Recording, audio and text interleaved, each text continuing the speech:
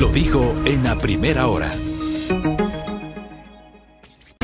Muy bien, 6 de la mañana con 33 minutos, 6 con 33 en la mañana. Qué gusto que nos acompañen, queridos oyentes, queridos internautas. Este espacio a primera hora por Sonorama, la gran señal nacional. Qué bonita mañana, ¿eh? Tenemos un sol esplendoroso hacia el oriente, ¿no? Hacia la parte oriental. Qué bonito sol, qué bonita mañana la que tenemos ahora mismo. Nos ilumina totalmente, totalmente en este lado. Esta parte del cielo despejado. Pero sin embargo es raro, ¿no? Porque hacia el occidente tenemos el sol que está iluminando acá donde nos encontramos, pero hacia el sur está nublado. Es una neblina, ya no es amenaza de lluvia ni mucho menos, pues es una neblina que tenemos, estaba más despejado y ahora mismo ya tenemos una niebla ahí en la zona del Parque La Carolina, donde estamos ubicados, y hacia el sur no vemos ya hacia el sur, pero hacia el oriente está totalmente despejado, con un amanecer muy bonito, el que tenemos en la capital de los ecuatorianos. No se olviden este espacio de noticias a primera hora por Sonorama, la gran señal nacional, en nuestras frecuencias en señal abierta, en 18 de las 24 provincias del país. Como siempre, estamos a través de la internet por www.sonorama.com.es. Estamos en la virtualidad, no estamos saliendo, no estamos transmitiendo por nuestra fanpage de Facebook de Sonorama. Tenemos alguna dificultad técnica. Lo estoy haciendo a través de la fanpage de Primera Plana. En el caso de Facebook. En Facebook estoy a través de Primera Plana, así que vi un abrazo a quienes se conectan justamente a la fanpage de Primera Plana, que están mirando este espacio de noticias. No estamos en la fanpage de Sonorama en Facebook, pero sí en la de Primera Plana. Estamos sí en nuestro canal de YouTube de Sonorama, que es Sonorama TV. Allí sí estamos todo ok, ¿no? ¿Hay algún problema con la transmisión en vivo de Facebook con la fanpage de Sonorama? Sí lo estamos haciendo en Primera Plana, pero en el caso de YouTube estamos todo ok. Igualmente estamos transmitiendo en Instagram a través de mi cuenta personal, así que un abrazo a quienes igualmente me siguen a través de esta red social de Instagram, ¿no? Así que muchas gracias por aquello. Los saludos que también ya empezamos a recibir por parte de nuestra audiencia. Acá la Cris Cabezas me confirma, ¿no? El sur está nublado y algo se ve del volcán Cotopaxi. ¿Ya? Sur despejado, no, el sur está despejado. En la parte sur se ve totalmente despejado. Me vi una gráfica realmente espectacular del volcán Cotopaxi. Quienes están en el sur no están observando la neblina que nosotros acá sí la miramos, ¿no? Y acá, ¿qué me dicen por acá? Sí, hacia el occidente, en cambio, dice, hacia el norte del Pichincha, niebla densa con amenaza de lluvia, nos dice el amigo Andrés Gómez, el sobador. Andrés Reliche, otro Andrés, me escribe de la mitad del mundo nublado, pero ya mismo se despeja. Muchas gracias. Tamara Hidrobo, ¿qué me dice Tamara? Dice, linda mañana, sol y luz. Un abrazo, querida Tamara, muriéndose de frío allá en Europa. Bueno, muy bien, vamos a empezar con el comentario del día de hoy. Por cierto, ayer fue una jornada intensa de fútbol, ¿no? Tremenda final, probablemente una de las mejores finales de la historia de las Copas del Mundo. A mi gusto, esta probablemente es la mejor final que he visto. Creo que después de la de México 86, que significó una victoria 3-2 del equipo de Argentina frente a Alemania, y digo, muy similar. Argentina ganaba en México 86 2-0, con goles de José Luis Brown y de Jorge Valdano. Le hace 2 goles el equipo de Alemania Federal, así se llamaba Alemania. En ese tiempo teníamos 2 Alemanias, la Alemania Federal con goles de Rudi Völler y de Karl-Heinz Rummenigge. Y en el último suspiro del partido, un pase de Diego Maradona a Jorge Burruchaga, que significó el 3-2 y la victoria del equipo argentino.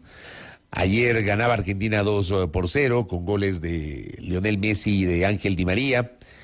Y cuando todo apuntaba que Argentina ganaba con comodidad, los últimos 10 minutos, ¿no? Faltaban 10 minutos para el cierre de los 90 del tiempo regular. Vinieron estas 2 jugadas, el tiro penal y luego un golazo de Kylian Mbappé, el 2-2, fueron a los alargues, gol de Messi al minuto 110, faltaban 10 minutos, igualmente Argentina no aguantó y le empata por la vía igualmente del penal Kylian Mbappé tras una mano, ¿no? Clara mano pero mano no intencional, pero es mano. O sea, ahí no hay nada que hacer, y eso dice el reglamento. Todo tipo de mano, así no sea intencional, es sancionada como penal. Fuimos a los penales, ¿no? Una final imperdible, 3-3, y finalmente en la tanda de los penales el equipo de la Argentina se proclamó campeón por tercera ocasión de la Copa del Mundo, ¿no? Así que una salutación para los argentinos, ¿no? Para los hinchas albicelestes que están de plácemes con esta tercera ocasión que el equipo albiceleste logra la victoria y logra hacerse de la Copa del Mundo luego de los mundiales de Argentina 78 y de México 86. En el 78 de la mano de Kempes, en el 86 de la mano de Maradona, en el 2022 de la mano de Messi. Bueno, eso en el ámbito del fútbol. Más adelante lo estaremos comentando con el Lenín Romero en el plano de los deportes. Hablemos un poquito de política y de qué es lo que nos deja el fin de semana. Antes, Nahuel Mendoza dice, desde Tumbaco despejado, dice. Anda romantiquísimo don Nahuel, bien romántico. Le enviamos un abrazo a don Nahuel. El novio del 2022 es don Nahuel.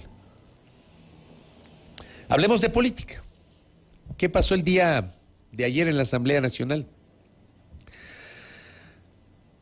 Bueno, la Asamblea parece que está jugando a la cuca. O sea, no encuentro otro calificativo. El juez, y partamos de esto, ¿no? Yo creo que hay que hacer una mirada retrospectiva a la sucesión de episodios atados a lo que pasó este fin de semana.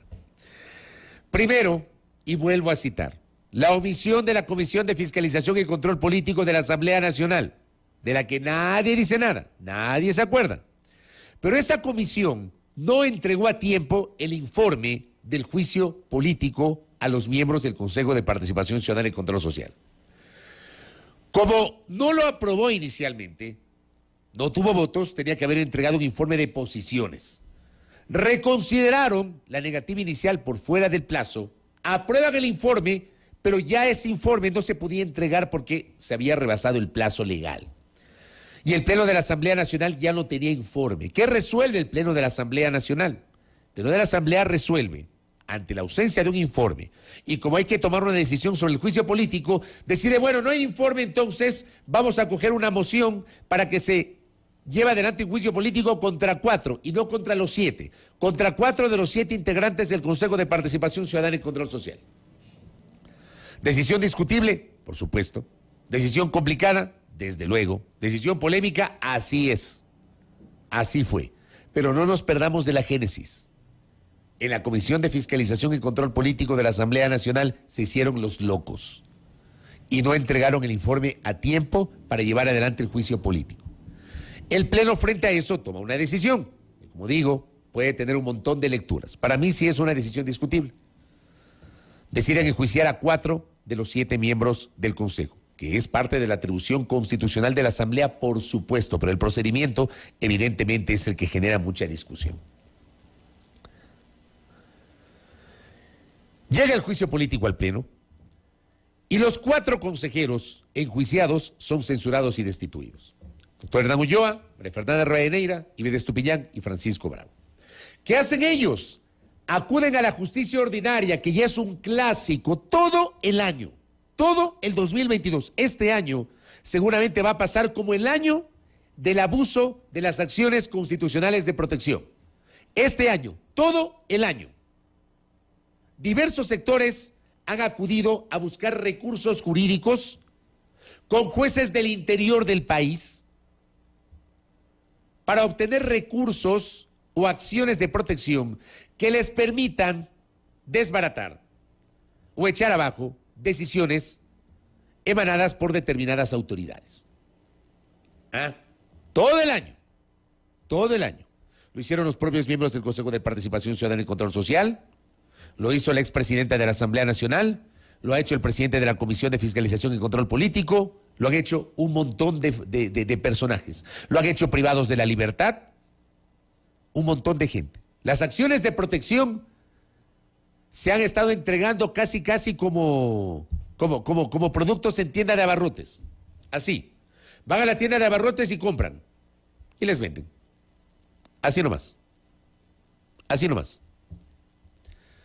El año en el que, perdón el uso del término, pero creo que no cabe otro, 2022 es el año en el que se prostituyeron las acciones de protección. ¿Que es un error de la Constitución? No, no es un error de la Constitución. Porque les recuerdo que en el 98, en la Constitución del 98, estaban vigentes los recursos de amparo constitucional. Así que los amparos constitucionales en su momento, o las acciones de protección hoy, son mecanismos que permiten proteger la vulneración de los derechos. El problema no es la Constitución. El problema no es que hayan existido antes recursos de amparo o que hoy existan acciones de protección. El problema es el uso y abuso de esas acciones de protección y cómo estos recursos jurídicos se han prostituido, afectando la institucionalidad democrática de la República. Y no presentaron uno, presentaron 12 acciones de protección, y no ellos, los consejeros censurados y destituidos, sino un tercero, un ciudadano común y corriente supuestamente, un agencioso ciudadano que presentó 12 acciones de protección a ver cuál les resulta. Y oh sorpresa, les resultó la de el juez de la Concordia, que concede primero las medidas cautelares, suspende los efectos jurídicos de la censura y destitución y 2 semanas después concede la acción de protección. Y les da la razón a los integrantes del Consejo de Participación Ciudadana y Control Social. Pero la Asamblea decide no reconocer a esos integrantes del Consejo. De hecho, los otros 3 consejeros del Consejo tampoco los reconocen y por eso no han participado de las sesiones que luego fueron convocadas por estos 4 consejeros de la mayoría. Y estos 4 consejeros de la mayoría, en franca disputa con la Asamblea Nacional, deciden designar al nuevo superintendente de bancos, que es otro tema que también está allí. Ya vamos a hacer la otra mirada retrospectiva sobre el tema del superintendente de bancos. Pero el Ejecutivo mandó una nueva terna, el Consejo de Participación Ciudadana. Este Consejo, restituido por la vía de una acción de protección, no reconocido por la Asamblea Nacional, decide designar a un nuevo superintendente de bancos, al señor Roberto Romero Bombúfal. En condiciones normales, una vez designado el funcionario, que además no tenía que haber prestado juramento ante el Consejo de Participación Ciudadana, ¿ya? Elemento totalmente irregular e inconstitucional, porque el Consejo de Participación Ciudadana y Control Social no tiene atribución para tomar juramento y posesionar a un funcionario que haya designado, que revisar nomás la Constitución. Ese elemento del juramento tomado por el presidente del Consejo de Participación Ciudadana es un elemento irregular e inconstitucional, porque la Asamblea Nacional es el ente que tiene la atribución constitucional de posesionar a las autoridades de control designadas por el Consejo de Participación Ciudadana y Control Social. Pero le tomaron juramento, pues, al personaje designado como superintendente de bancos. Pero le toman juramento, resulta que el señor no puede asumir funciones mientras no sea posesionado por la Asamblea Nacional. Y la Asamblea se niega a posesionar al mencionado señor. Se niega. ¿Por qué? Porque desconoce esa designación, porque además desconoce al Consejo de Participación Ciudadana y Control Social, sobre el que reconoce que sus integrantes fueron censurados y destituidos, y porque desconoce la acción de protección otorgada por un juez del Cantón La Concordia en la provincia de Santo Domingo de los Áchilas. Parece trabalenguas, pero es así. De reconocer a desconocer, es así. Es un trabalenguas esto. Es un trabalenguas. ¿Ah? Acá que me dice mi doctor Pablo Zambrano, un abrazo, mi doctor, qué gusto.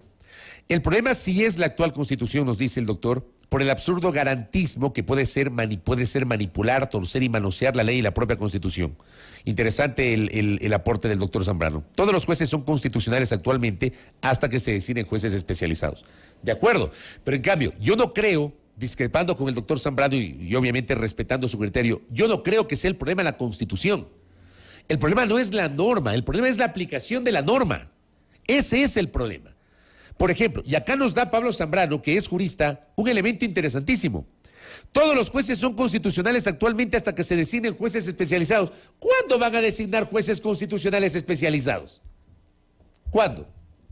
Qué interesante aporte el de Pablo Zambrano. Y yo le añado a ese aporte otro más, por el cual sostengo que el problema no es la norma, El problema es la aplicación de la norma. Otra vez, lo vuelvo a decir por tercera ocasión en las últimas 2 semanas. ¿Por qué no se ha pronunciado la Corte Constitucional sobre esto? ¿Por qué la Corte Constitucional ha guardado silencio sobre el abuso de las garantías constitucionales? Porque solamente con un pronunciamiento de la Corte, que es el máximo organismo de justicia constitucional de la República, con seguridad, eso se puede parar, esto se puede frenar. Pero la Corte Constitucional está guardando un silencio inexplicable. Yo no me lo explico. Yo no lo entiendo, no entiendo.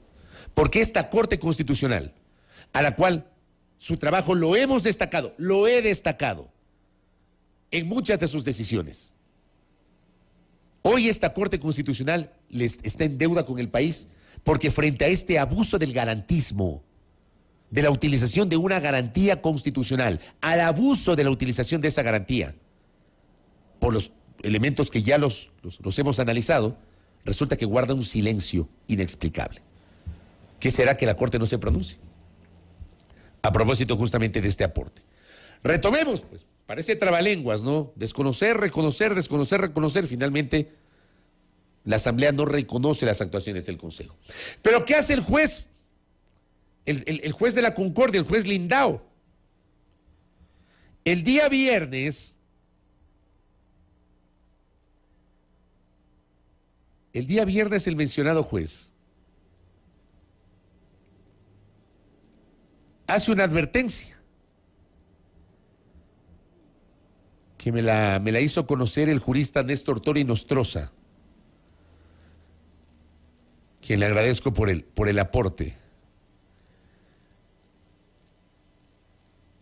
Por aquí tengo aquí está.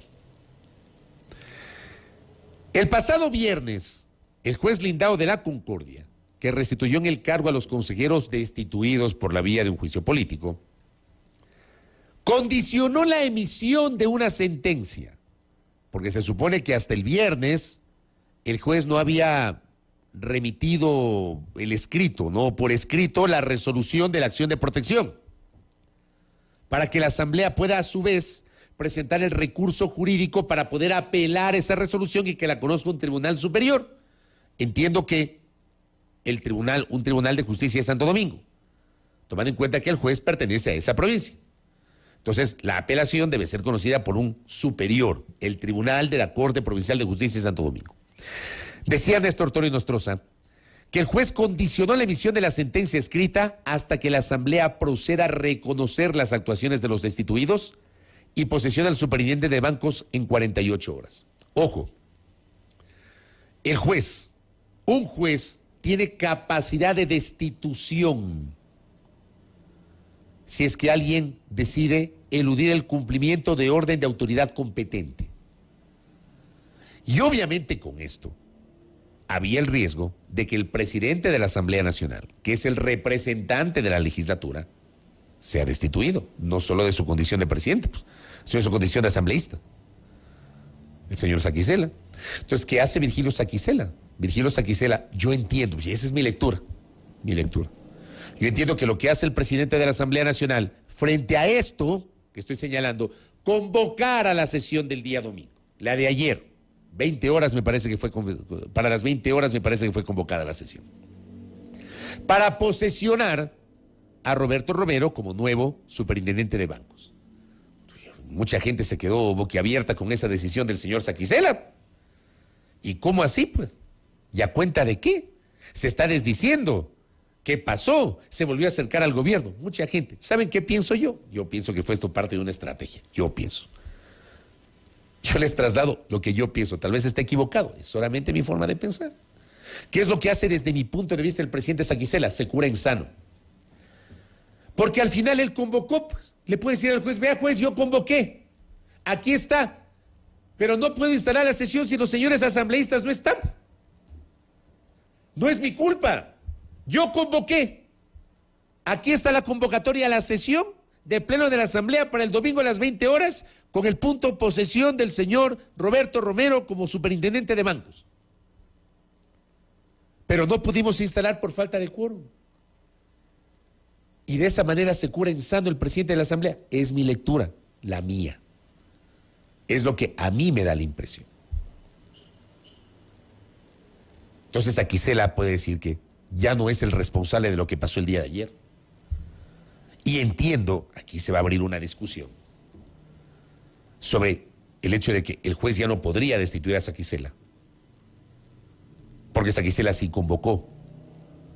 Y entiendo que la falta de quórum no debería ser una causal de destitución. O sea, aquí va a haber una discusión bien compleja, ¿no? Bien compleja. ¿Ya? Estuvieron ausentes los señores del correísmo, los de UNES, los señores del Partido Social Cristiano y algunos de Pachacutic. ¿Ya? Ellos son los que estuvieron ausentes.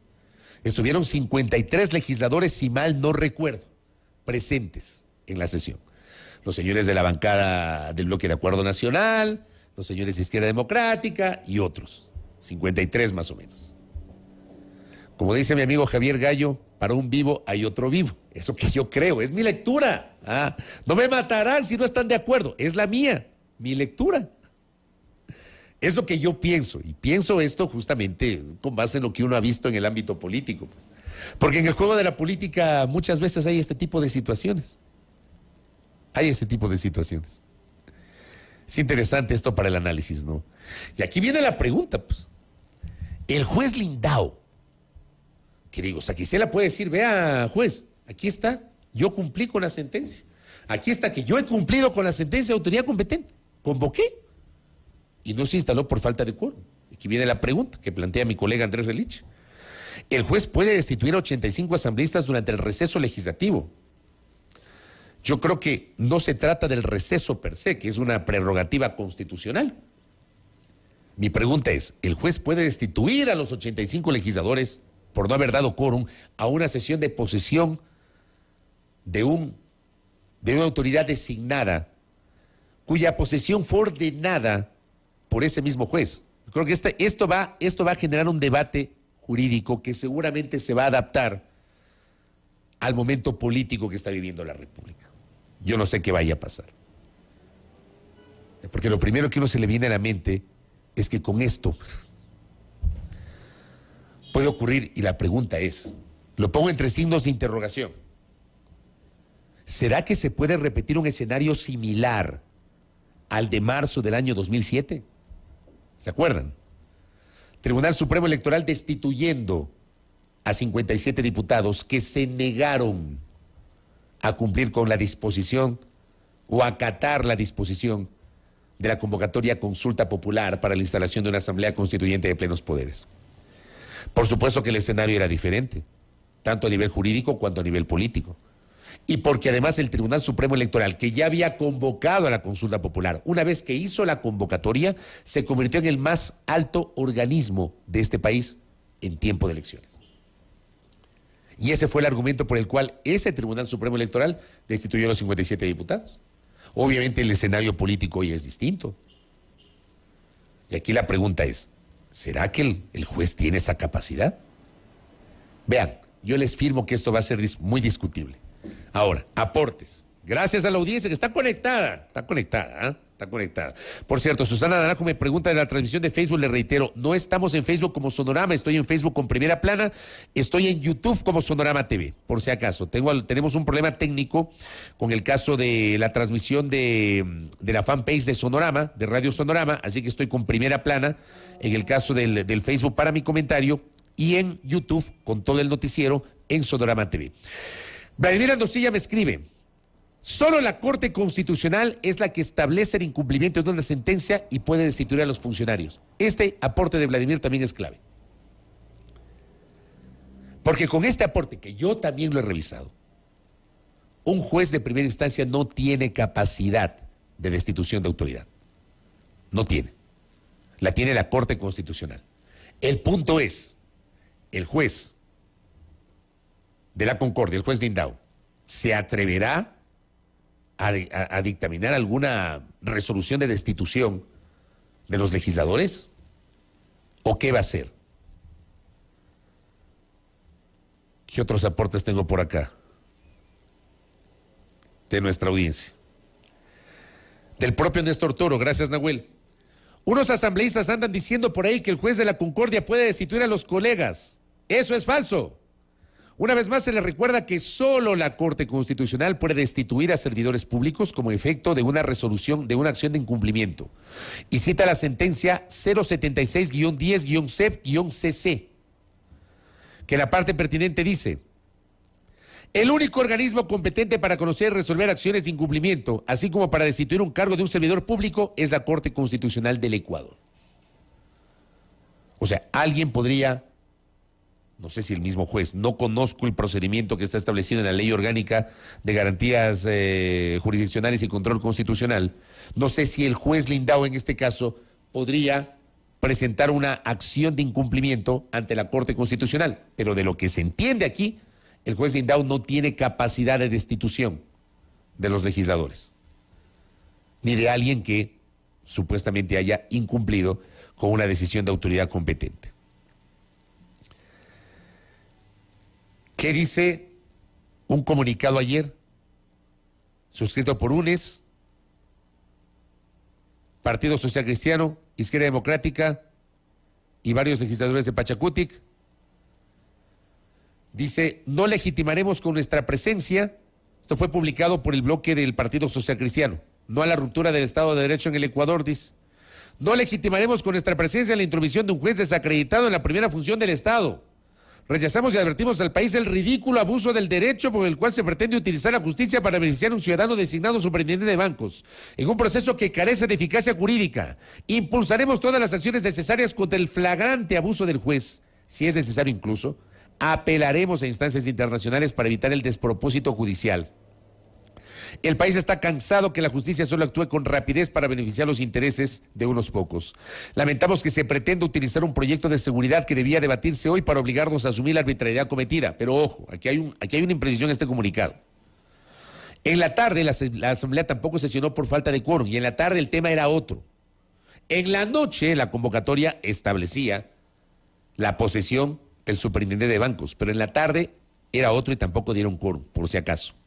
Eso no sucederá, dice. Nuestro compromiso es con la seguridad, la justicia de todos, el respeto al Estado de Derecho y la independencia de las funciones y con la democracia. Allí firman bancada UNES, bancada Partido Social Cristiano, Mireya Pazmiño, Peter Calo, Ángel Maita, de Pachacuti Conalle, dice ahí, Rodrigo Fajardo, Yesenia Guamaní, Marlon Cadena, Vilma Andrade, Luis Marcillo, Daniel Onofa, Ramiro Frías.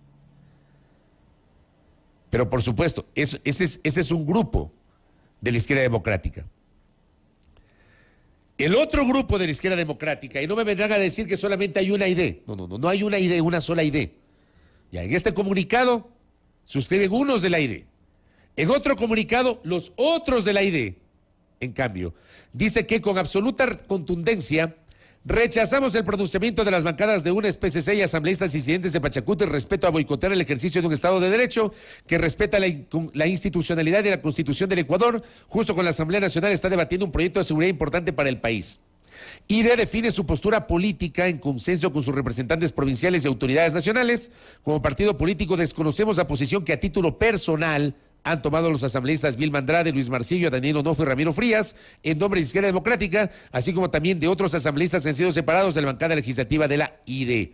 Su postura alineada al correísmo y al socialcristianismo no representa nuestros principios ideológicos ni nuestra línea de acción política, que está siempre en defensa de un Estado de Derecho en irrestricto apego a las normas y procedimientos constitucionales.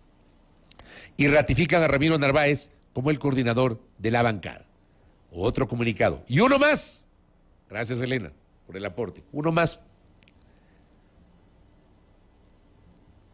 El del Ministerio de Gobierno, porque también el gobierno ya metió vela en este entierro.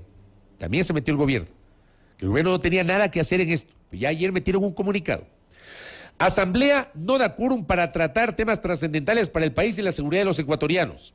Comunicado suscrito por el doctor Francisco Jiménez Sánchez, ministro de Gobierno. Por segunda vez consecutiva en el día, la Asamblea Nacional y particularmente legisladores de las bancadas UNES y PSC y ciertos legisladores de Pachacuti y Izquierda Democrática no dieron quórum para proceder al acto de posesión del nuevo superintendente de bancos, al que por ley están obligados.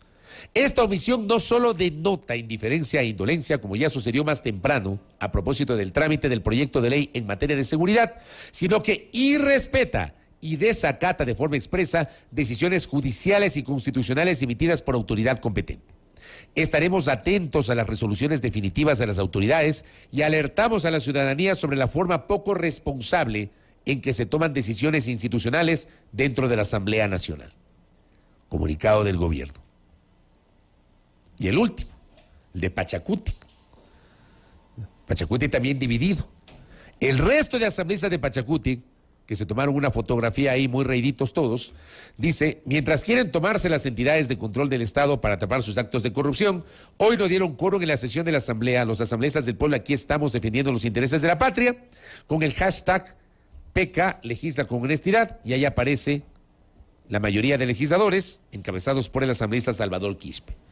Porque los disidentes, o considerados los rebeldes de Pachacuti, varios de ellos son los que decidieron sumarse o adherirse a esa línea de no dar quórum. En resumen, no sé si entendieron todo lo que está pasando. Seguro no entienden, yo tampoco. Yo lo único que entiendo es que los políticos se burlan de nosotros. Que los políticos se burlan de los ciudadanos y ciudadanas. Que los políticos se burlan del país. Que la clase política en este país se maneja con una total ausencia de seriedad y de responsabilidad. Porque al final podemos discutir y tener un montón de lecturas políticas y jurídicas sobre lo que me he tomado el tiempo para explicarles. Un montón. Pero en la mitad está el país real. Un país que está, de alguna manera, con sus instituciones semiparalizadas. Un país que no tiene superintendente de bancos titular. Un país que tiene en varias de las instituciones de control autoridades encargadas.